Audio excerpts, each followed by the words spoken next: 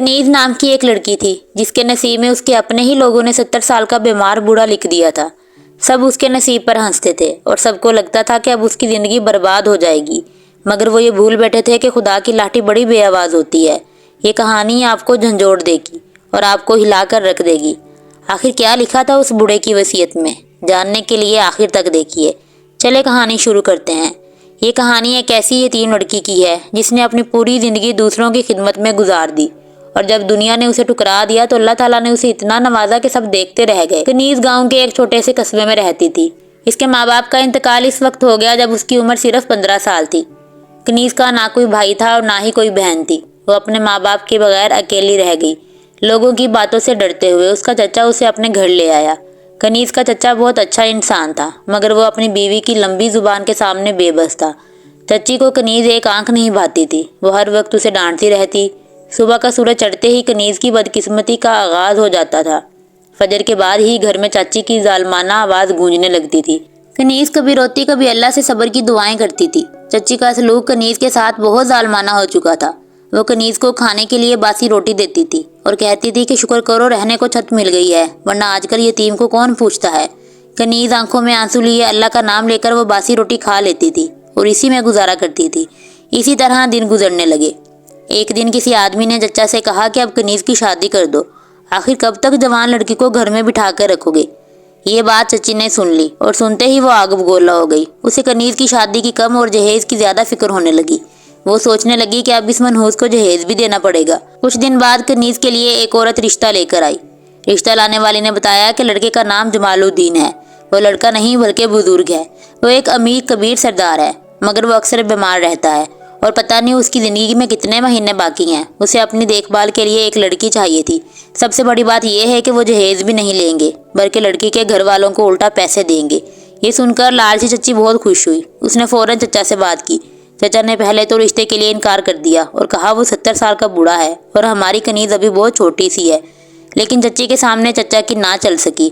آخر لالچ میں آ کے چچا نے بھی اس رشتے پر رضامندی کا اظہار کیا اور کنیز کا رشتہ طے کر دیا گیا۔ جب کنیز کو اپنے رشتے کے بارے میں معلوم ہوا تو کنیز بہت روئی۔ کنیز نے سوچا کہ یہی میری قسمت میں لکھا گیا ہے، مگر اس کے رونے کا کوئی فائدہ نہیں تھا۔ وہ 70 سال کے بوڑھے کے ساتھ اپنا رشتہ کروانے کے لیے رضامند ہو گئی، کیونکہ اس کے علاوہ اس کے پاس کوئی اور چارہ بھی نہیں تھا۔ وہ چپ چاپ مان گئی اور سوچنے لگی اگر یہی میرا نصیب ہے تو مجھے یہی قبول ہے۔ آخر کار شادی کا دن آ گیا۔ بوڑھا آدمی بارات کے ساتھ دلہا بن کر آ گیا۔ کنیز لال جوڑے میں دلہن بنی بے حد حسین لگ رہی تھی۔ وہ کسی حور سے کم نہیں لگ رہی تھی۔ جو کوئی بھی اس کو دیکھ رہا تھا وہ اس کے صدقے واری جا رہا تھا۔ لیکن کنیز بوڑھے آدمی کے ساتھ خوش نہیں لگ رہی تھی۔ گاؤں کی عورتیں یہ منظر دیکھ کر باتیں کرنے لگیں۔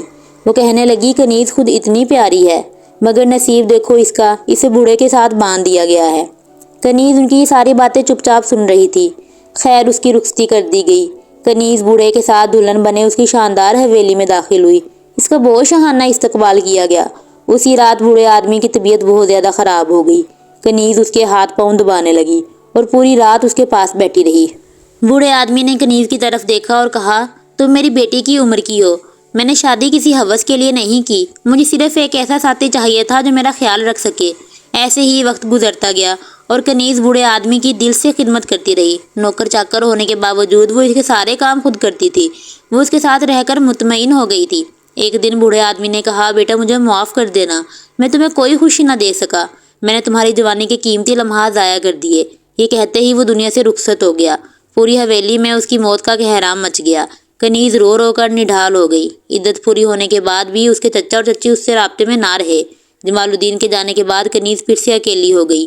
ایک دن ایک وکیل حویلی میں آیا۔ اس نے سب کو اکٹھا کیا اور جمال الدین کی وصیت پڑھ کر سنائی گئی۔ وصیت کے مطابق ساری جائیداد کی واحد وارث کنیز تھی۔ یہ سن کر سب لوگ حیران رہ گئے۔ جب یہ خبر چچا اور چچی کو ملی تو وہ فوراً کنیز کے پاس آ گئے۔ انہوں نے کہا ہم تمہیں واپس گھر لے جانے آئے ہیں، مگر کنیز ان کی نیت سمجھ چکی تھی۔ اسے معلوم تھا کہ اب ان کی نظریں اس کی دولت پر ہیں۔ اس نے صاف انکار کر دیا اور چوکیداروں کو حکم دیا کہ انہیں باہر نکال دیا جائے۔ اب پوری دولت اور حویلی کنیز کے اختیار میں تھی۔ کنیز نے اپنے چچا اور چچی کو کسی غرور میں آ کر باہر نہیں نکالا تھا، بلکہ اسے وہ سارے لمحات یاد تھے جب وہ اکیلی تھی اور چچی اس کے ساتھ برا سلوک کرتی تھی۔ خیر اب وہ ایک امیر عورت بن چکی تھی، مگر اس نے دولت کو ضائع نہیں کیا اس نے یتیم بچوں کے لیے اسکول بنوائے اور غریبوں کے لیے مفت اسپتال قائم کیے۔ اب لوگ اسے کنیز ماں کہنے لگے۔ وہ اسی نام سے مشہور ہو گئی، مگر آج بھی وہ جمال الدین کو یاد کر کے روتی ہے۔ مگر اکثر وہ آسمان پر بیٹھ کے چھت کو دیکھتے ہوئے اللہ کا شکر ادا بھی کرتی ہے کہ وہ اس قابل نہیں تھی، لیکن اللہ نے اس کو اس قابل بنایا کہ وہ دوسروں کی خدمت کرنے لگی۔